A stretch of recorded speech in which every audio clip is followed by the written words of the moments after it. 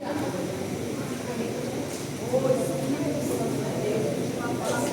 irmãos, pastor.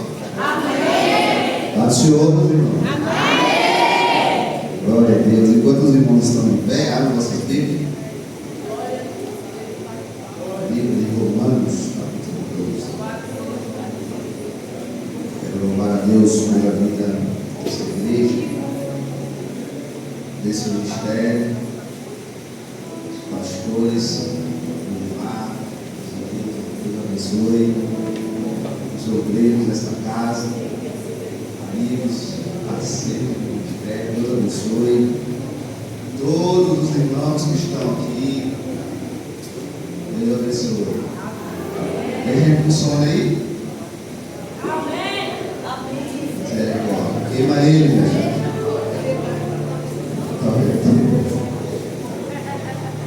Meus irmãos, Romanos capítulo 12.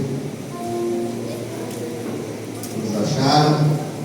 Vamos ler apenas o verso 2. Diz assim: e não vos conformeis com este mundo, mas transformai-vos pela renovação do vosso entendimento, para que experimenteis qual seja a boa, agradável e perfeita vontade de Deus. Amém? Poder aceitar. Deus abençoe. Eu pensei que a vigília começava às 11 horas, mas você acredita? Cadê a pastora Luzinei? Quero pedir perdão para ela. Pastor, eu pensei que era às 23 horas. Perdi a hora e perdi o louvor dos irmãos, né? Nem viu o Edson, rapaz, cantar. Você já cantou, filho? Vai louvar ainda? Ah, agora liguei. Glória a Jesus. Quantos estão dispostos a ouvir a palavra do Senhor essa noite? Eles ainda não que o Edson já vai cantar, entendeu? Meus irmãos, o tema proposto, a pastora Rosinei passou já alguns dias atrás, vivendo a metamorfose, é isso mesmo? E eu venho já há alguns dias meditando nessa palavra e procurando base, textos bíblicos para me basear, porque aqui o texto se refere a uma palavra dita pelo apóstolo Paulo. E essa semana foi um pouco corrido para mim. Eu cheguei 8 horas, quase 8 horas, estava em viagem, nem dormi, estou aqui já 2 dias sem dormir, e hoje vai completar, né? 3º dia, por uma razão, né? A igreja, 2 dias dá trabalho, estava no seminário ali, no Imobiliário, em Vitória da Conquista, sobre o empreendimento que estava na nossa cidade, e estou aqui só pela misericórdia do Senhor. Mas o salmista diz assim, lá no finalzinho do Salmo 23, que as misericórdias e a bondade do Senhor seguirão todos os dias, e habitarei aonde? Para sempre. Glória a Deus. E eu estou aqui, meus irmãos, para, juntamente com os irmãos, adorar Jesus. Quem vem adorar Ele essa noite? Não é pelo nosso querer, mas é pela bondade, pela misericórdia dele que nós estamos aqui essa noite. Porque se for pela nossa vontade própria, nosso físico, a gente não estaria aqui essa noite. Mas as misericórdias de Jesus, do nosso Deus, é conosco. Amém, meus irmãos? Quantos querem que essa noite viveu uma transformação? Quantos vieram que essa noite viveram uma metamorfose? Aleluia, glória a Deus. Querido, um texto em apreço. O apóstolo Paulo, eu lendo um pouquinho sobre a história do apóstolo Paulo, e voltando lá atrás, eu pude entender como que surgiu esse apóstolo. Ele foi o 13º apóstolo de Jesus. Lá atrás, em Atos, no capítulo 1, Jesus deixou uma promessa para os seus discípulos, seus apóstolos. Jesus disse assim: olha,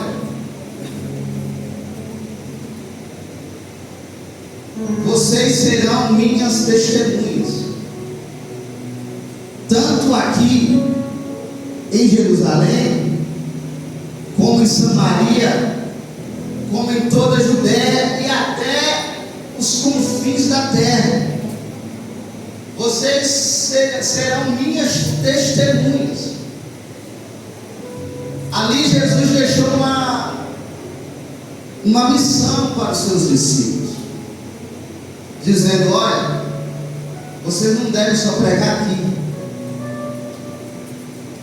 vocês não devem só operar maravilhas aqui, vocês serão minhas testemunhas não só aqui, mas em toda a Judéia e Samaria. Não fiquem só aqui, porque esse não é o propósito da igreja. E voltando para os nossos dias, né, a gente só quer fazer a obra na igreja.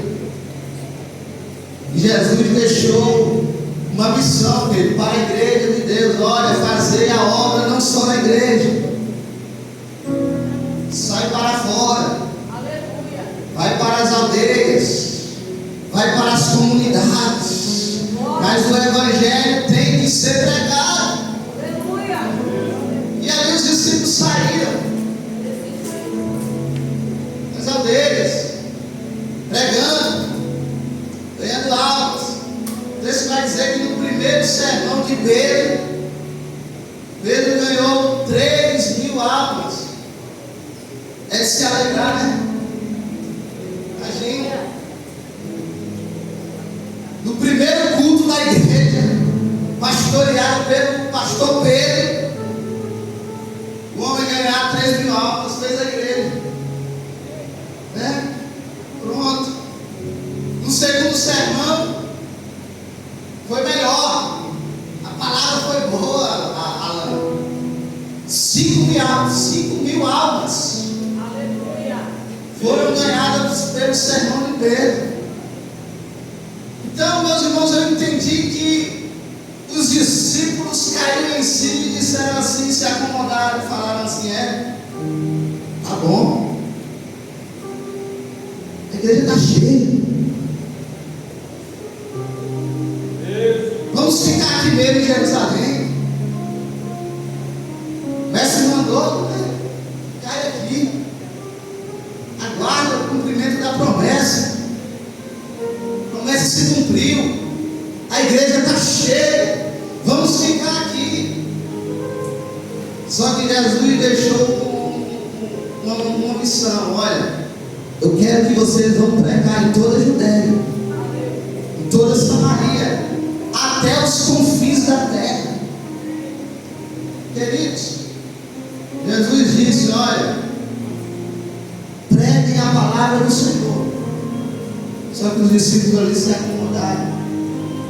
E Jesus queria que a mensagem fosse pregada até os confins da terra. Por isso que Jesus planejou ali escolher um homem que se chamava Saulo de Tarso, perseguidor da igreja, o homem que se levantou contra a igreja, o homem que começou a assassinar os crentes, os pregadores da palavra de Deus. E aqui eu tenho uma palavra para você, querido.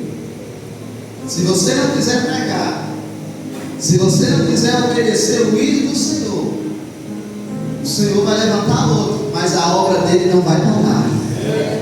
Aleluia. Quem tem o chamado aqui? Quem tem? Quem está disposto a ouvir o chamado do Senhor?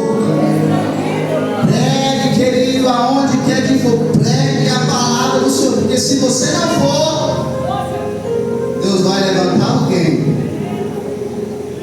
Oh, glória a Deus. Deus vai levantar alguém que aos olhos humanos é impossível,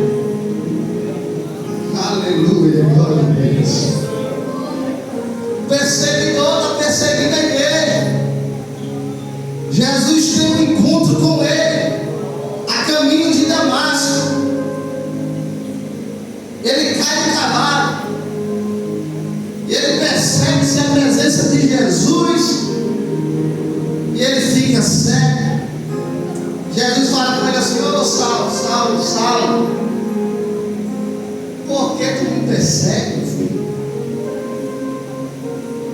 Por que você está perseguindo os meus cristãos, os meus filhos? E naquele momento, Saulo de Tarso teve um encontro com Jesus. E a partir daquele momento, uma nova história está sendo escrita na vida de Saulo. Ele volta para casa, cego.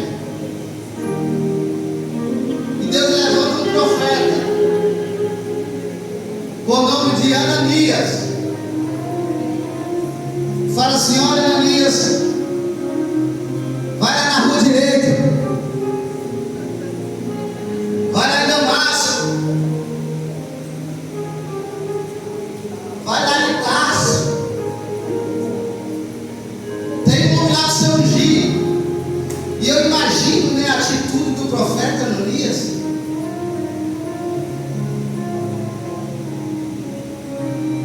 Em ter disposição de ir, né, sem saber quem era o Saulo.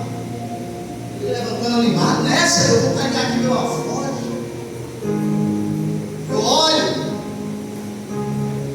Se fosse hoje, né, se fosse um dia, hoje era o pastor presidente. Quem era o pastor presidente daquela época? Quem era da igreja? Pedro, né?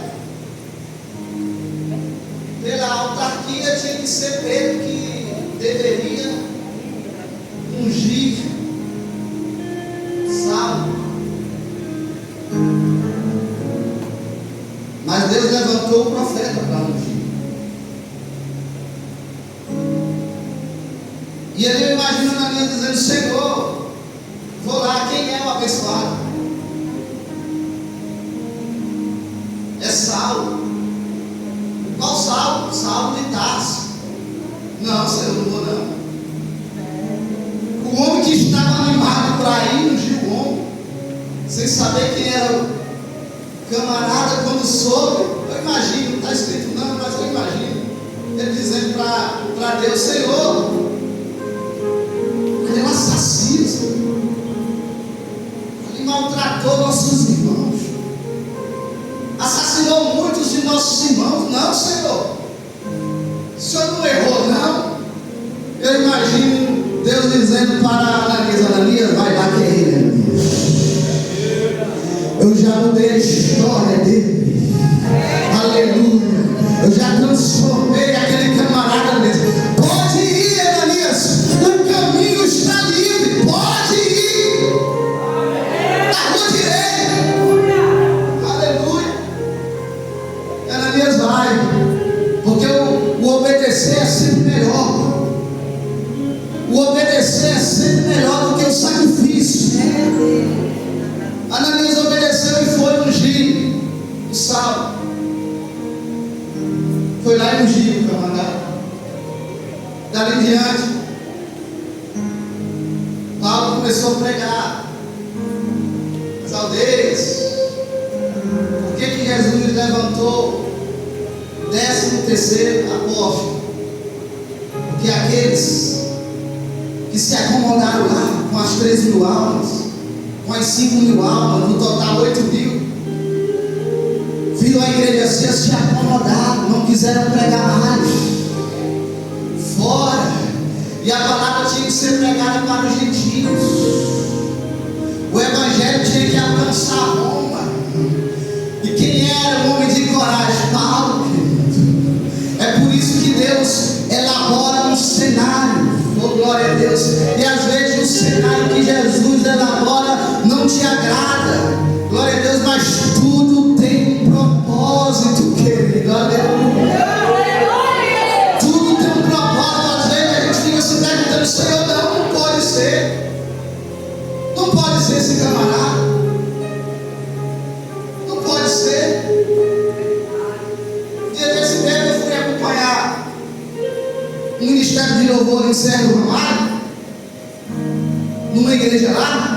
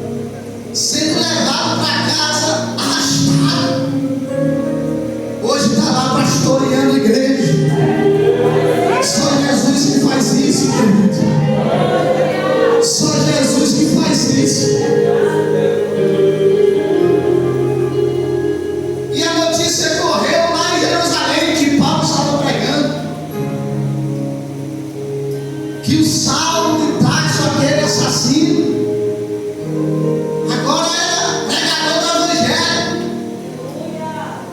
fazendo milagres, proezas, maravilhas. Pedro, pastor da igreja soube lá em Jerusalém.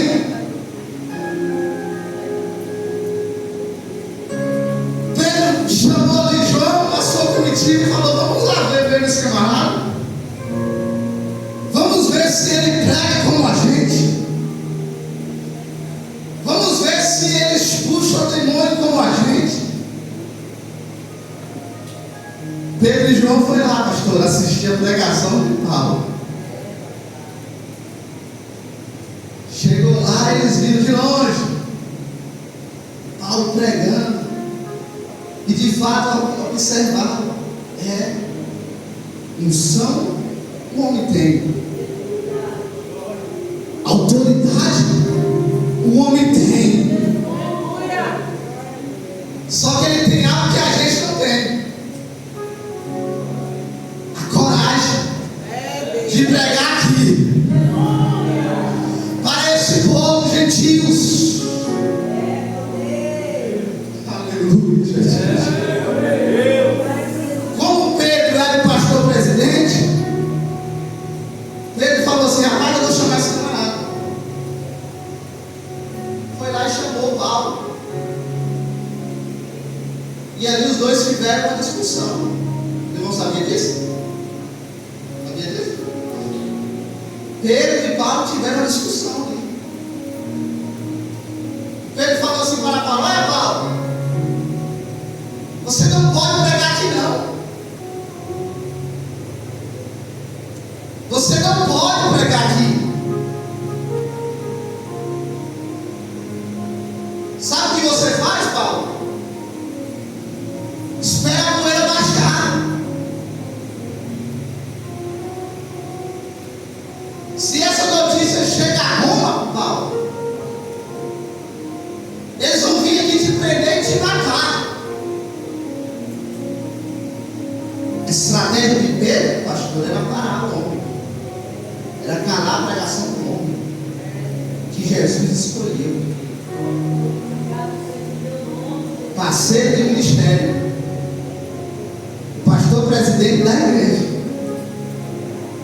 Só que não foi o pastor presidente da igreja que ungiu Paulo, foi o Espírito Santo, através do profeta Ananias, mas foi ungido por Deus.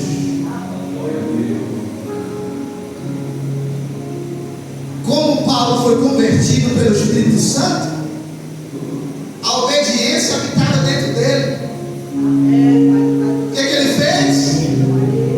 Obedeceu o seu pastor. Como um homem transformado, né, pastora? Porque tem gente, tem obreiros na casa do Senhor que é convertido, só que não é transformado, viu, meus irmãos? Quando o pastor envia, não vai, às vezes quando vai resmungando. Tem esse? O obedecer é sempre melhor, querido. Principalmente a autoridade otorgada por Deus aqui na terra. Pedro obedeceu. Pedro falou: tá bom, meu pastor. Se fosse hoje, né? Falava assim: tá bom, meu presidente. Eu vou dar um tempo, eu vou esperar a poeira baixar. Eu vou voltar para trás. Paulo volta, obedece seu pastor. Pedro também volta. A pregação ali dá uma pausa. Só que nessa volta de Paulo para casa, quando ele chega lá, ele vai pregar para os seus pais. O homem que é transformado, pastor, o evangelho não fica só para ele, não. Mesmo que ele não esteja pregando lá para os gentios, mas ele está em casa dizendo: pai, eu fui transformado. Pai, eu estou transformado.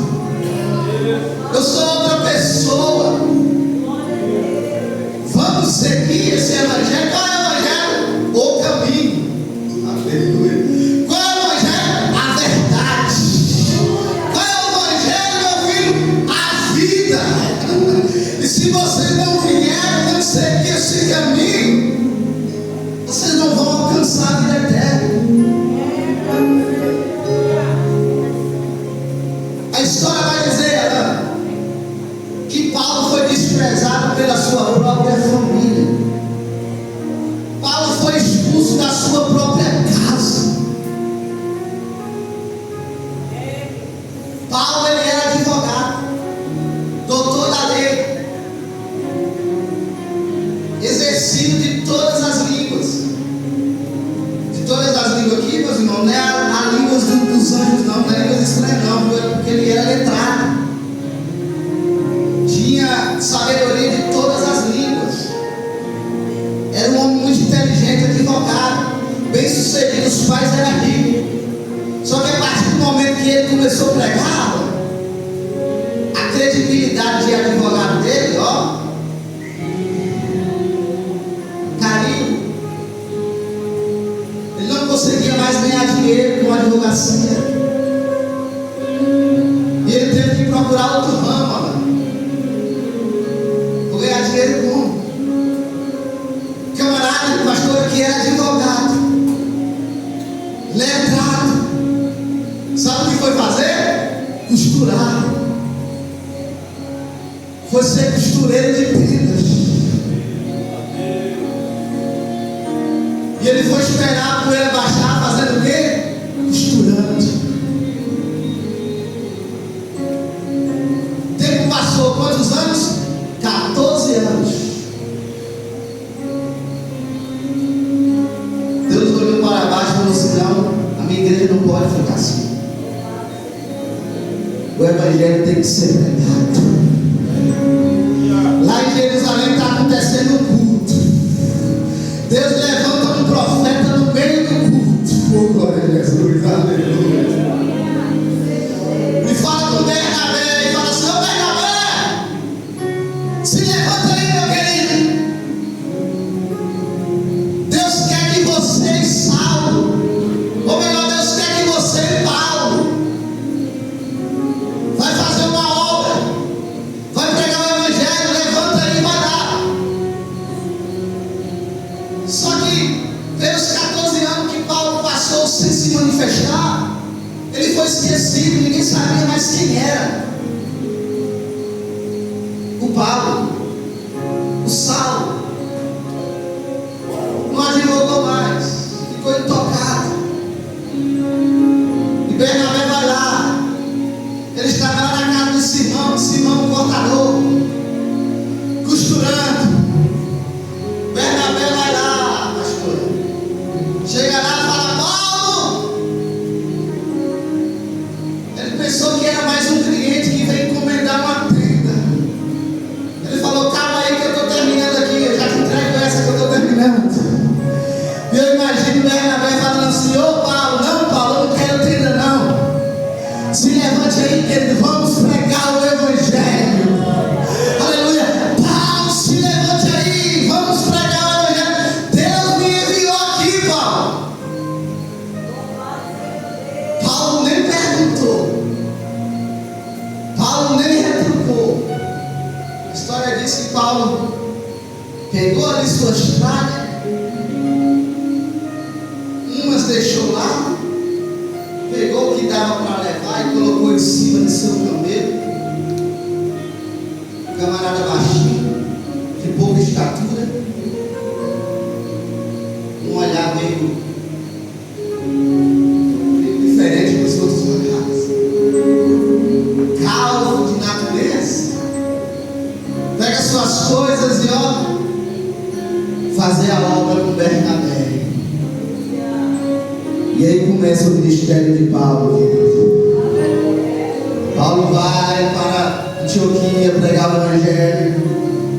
Paulo vai para Roma pregar o evangelho. E aqui eu entendo e aprendo uma lição com isso, querido. Se Deus quer usar alguém, querido, deixa Deus usar, não importa o jeito que Ele quer fazer a obra. Deixe Jesus usar ele. Deixe Jesus usar o servo dele. Tentaram calar a voz do apóstolo, mas Deus já falou: não, o evangelho tem que ser pregado. E Paulo ali sai, vai fazer a sua primeira viagem, sua segunda viagem. E na terceira viagem dele, ele escreve aqui essa carta para ele.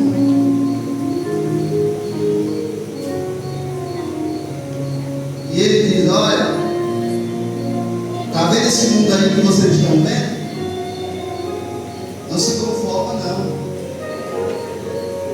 Está vendo tudo isso aí que vocês estão vendo? Cuidado, porque vocês estão se adaptando a esse mundo. Esta é a verdadeira interpretação desse texto. Paulo está dizendo: olha, cuidado, para que vocês não venham ficar que nem o mundo, mas sejam transformados, sejam mudados, tenham uma transformação. Que transformação é essa que Paulo está dizendo aqui, ó? Transforma a sua mente, a sua maneira de pensar, para que vocês venham entender qual é a boa, oh glória a Jesus, qual é a boa e a perfeita vontade de Deus. Quando você tem a mente transformada, querido, aleluia, glória a Deus, você consegue entender, mesmo diante das adversidades, porque a transformação não é fácil. Estudando sobre a metamorfose. Metamorfose é a junção de duas palavras. Meta, que significa um alvo a ser alcançado, um objetivo a ser alcançado, e morfose, que é um processo de mudança, um processo de transformação. E aqui eu entendo que, aleluia, isso aqui é forte, pastor. Foi a senhora que escolheu, você lembra? Foi? Isso aqui é forte, porque quando eu estava estudando, o Espírito Santo, através de um vídeo que eu assisti ali em um vídeo acelerado, a metamorfose da lagarta para a borboleta. E eu vendo aquele processo e imaginando nós, igreja do Senhor. E naquele processo que eu vendo ali, aquele vídeo rápido, falando dentro de mim. 2 horas da manhã ontem, em Vitória da Conquista. E eu falando: é, Senhor, a meta tem que ser estabelecida. A meta para ser alcançada tem que passar pela morfose, que é o processo. Para alcançarmos a meta, querido, que é o objetivo da igreja, do milagre, da promessa, nós temos que passar pelo processo. É por isso que muitas das vezes tem pessoas que não dá conta de passar pelo processo, desiste no meio do caminho, ou às vezes quer acelerar o processo, né? Como foi lá com Abraão e Agar, os irmãos conhecem a história? Deus fez uma promessa: Abraão, vou te dar um filho, pode esperar, a promessa vai se cumprir. Quiseram adiantar a promessa e veio quem? Ismael. Mas ainda não era a promessa. Quem tem promessa aqui de Deus? Quem tem? Levante a mão, continue com a mão levantada. Vou liberar uma palavra profética. Meia-noite.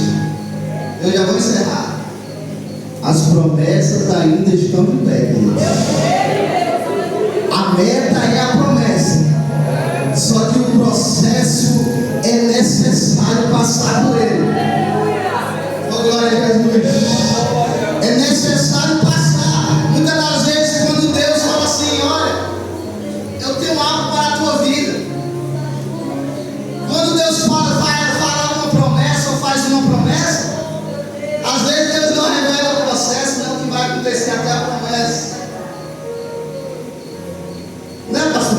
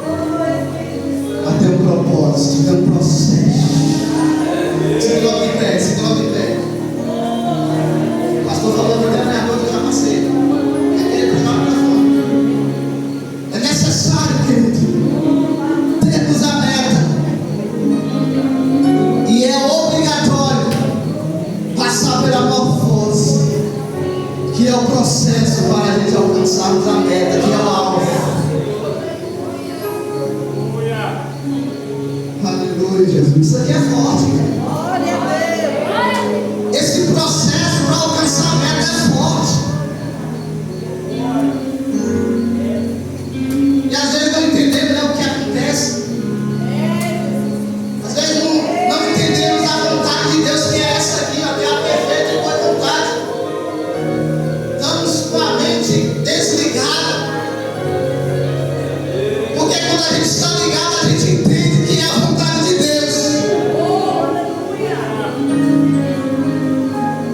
E nesta noite aqui vamos sair daqui com a mente transformada. Como o apóstolo Paulo diz: olha, transforma a sua mente. Igreja de Jesus, transforme a sua mente, para que vocês entendam qual é a boa e a perfeita vontade de Deus. Aleluia! Porque quando viu o deserto, você vai dizer: não, não é o inimigo. Isso aqui não é o Satanás. Isso aqui não é o diabo. É Deus. Oh, glória a Deus. É Deus que te colocou nesse deserto para fazer você caminhar e alcançar a meta. Oh, glória a Deus. Será que tu entende isso, querido? Me fez lembrar aqui lá no Antigo Testamento, 1 Samuel, capítulo 1. Uma mulher está sendo envergonhada.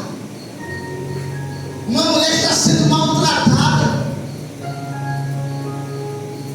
Porque a outra esposa do esposo dela pode gerar. E ela não pode. E aquilo ali lhe trouxe uma angústia de alma.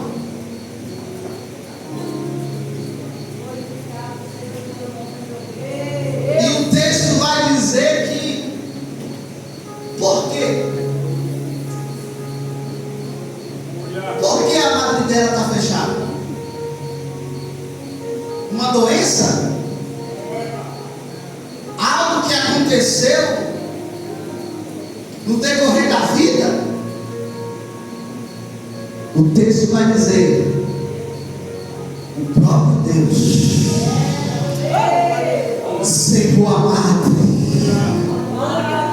É um processo que às vezes quem não tem a mente transformada não entende porque está dentro do processo. E ela foi procurar entender. Débora, quem é a Débora mesmo? Débora. Ela foi procurar entender, foi dobrar os joelhos a mão na casa do Senhor. Meu Deus, eu não entendo. Pai, por que isso está acontecendo comigo? Chorou, chorou no altar do templo do Senhor. Pastor da igreja, o sacerdote está lá, sem visão, sem mente transformada, sem entender o deserto da irmã, e falando para ele, murmurando: você está bêbado, você está embriagado.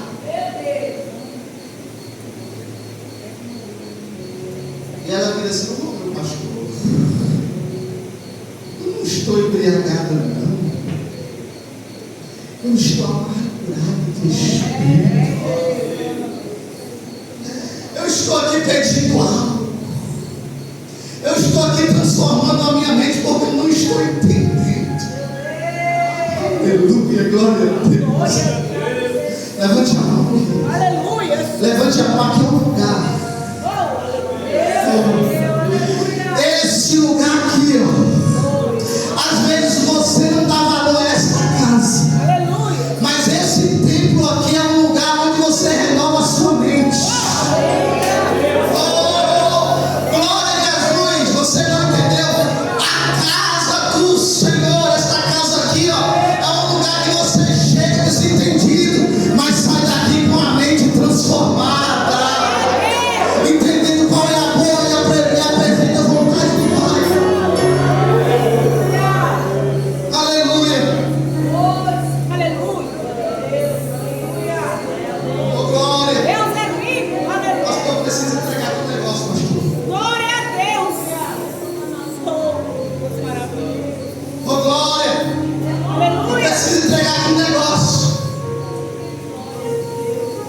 de pé aí um pouquinho. E amanhã não, hoje, já passando da meia-noite.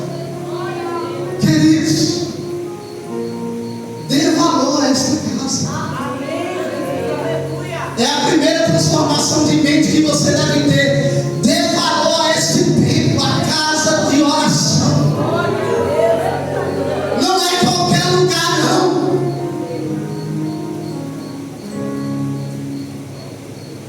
O salmista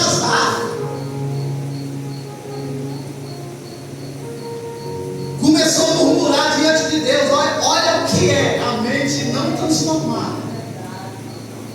Salmo 38, se eu não me engano. Asaf começa a murmurar diante de Deus, pastor. Dizer: Deus, olha a minha situação. Eu olho para os ímpios e vejo a gordura nos teus olhos. Eu olho para aqueles que não te louvam, que andam cheios de pecado.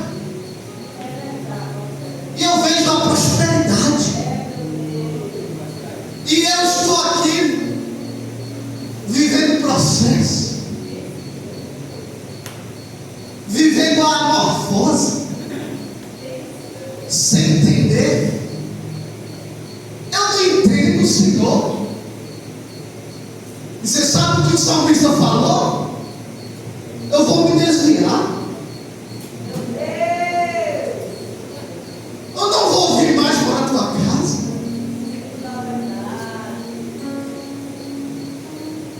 Tem gente aqui que já passou por isso. Ou está passando. Jesus está falando com alguém aqui, querido. Eu não sei.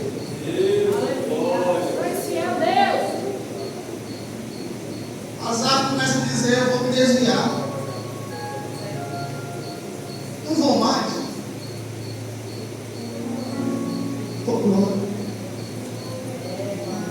Vai lá na frente, no versículo 17. Oh, glória a Deus. Ele vai entrar no templo. Crente que assim, né? Murmura, encara, murmura, né? Meu Deus, o que é isso? O que é isso? Vai de novo para tudo. Não tem valor.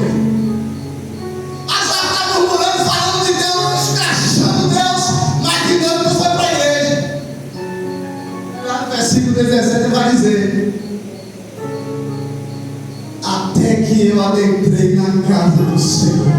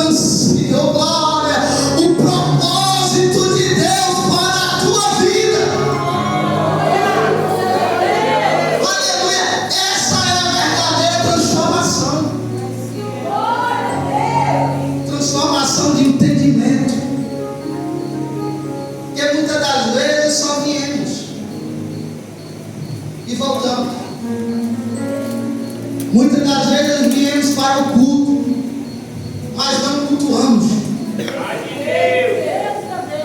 Levante a mão. Com glória a Jesus. Repita comigo: Senhor. Com força, querido. Senhor. Transforma, Senhor. Transforma a tua igreja. Com glória a Jesus. Quem pode glorificar Jesus? Quem pode glorificar Jesus? Quem pode glorificar Jesus?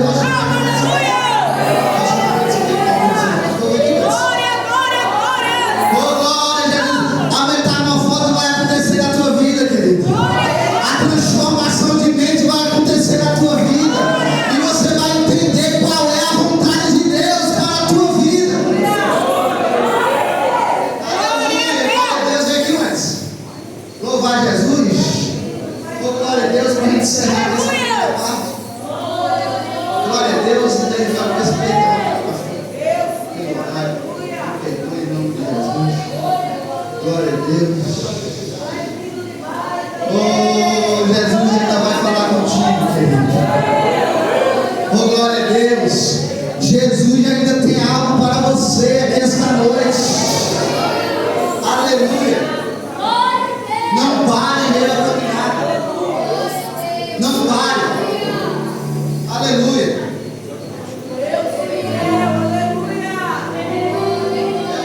Eu posso dar uma situação aqui? Posso? Você me permite? Ele está no controle aquele lá. Não perdi o controle.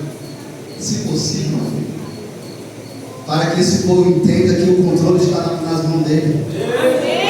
Você tem que ser firme.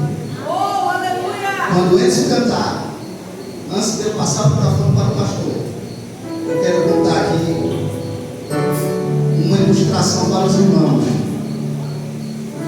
Amém? Amém. Vamos louvar Jesus. Ele vai glorificando, igreja. É vigília.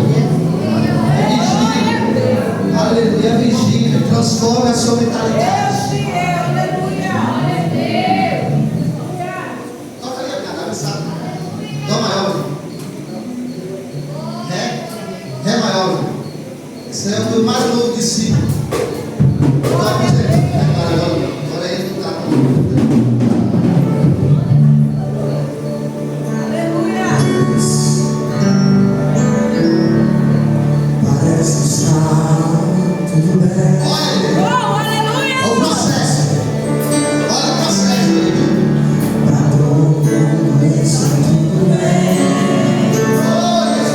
Mas eu conheço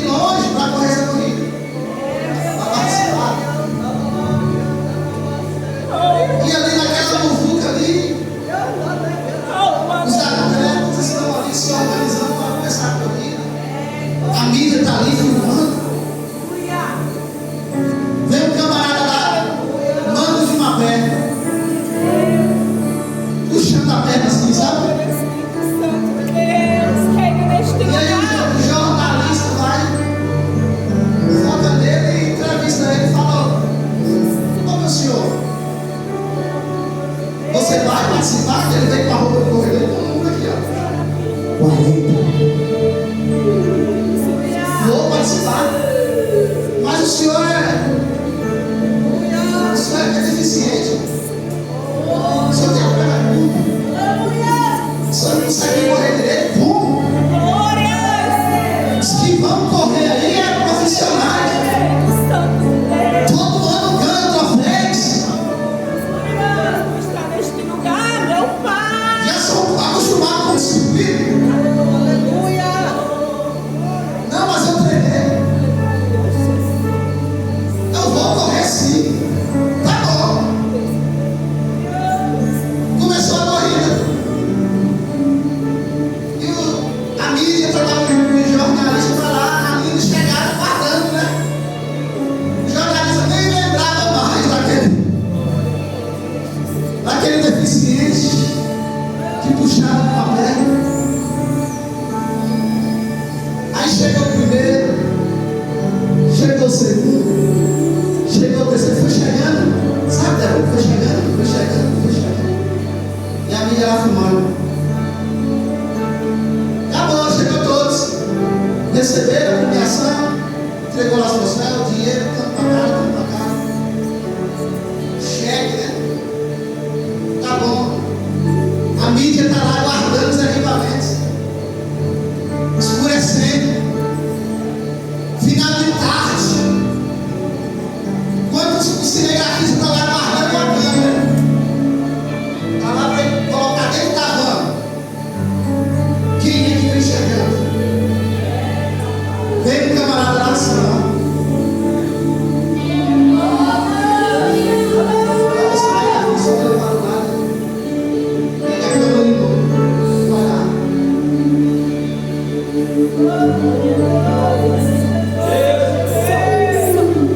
Meu senhor, a corrida acabou. Não sei. Mas eu vou continuar, eu vou chegar. Não, mas a corrida acabou, as premiações já foram. Não, eu vou chegar, calma ali. Ele vem filmando até que cruza a linha de chegada. Depois que ele cruza a linha de chegada, ele começa a pular de alegria. Ele começa a chorar e a mídia filmando. Por que é que você está se alegrando? Que foi? Aí ele foi falar para o cinegrafista, porque o meu intuito não era ganhar. O meu propósito era chegar. Em nome de Jesus.